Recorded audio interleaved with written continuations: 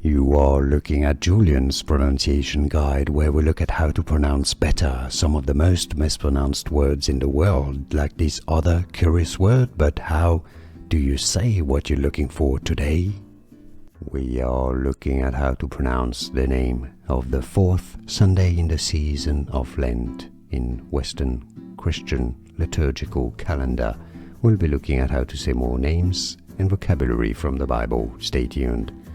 In English, it's said as Laetare Sunday. Laetare, laetare. Stress on the second syllable. If you're curious how it's said in Latin, Laetare, laetare. So it's quite different.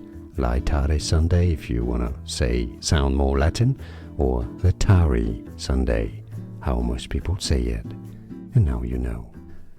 Here are more videos on how to pronounce more confusing words and names too many mispronounced. Like this video if you found it useful. I appreciate your support. I'll see you soon and thanks for watching.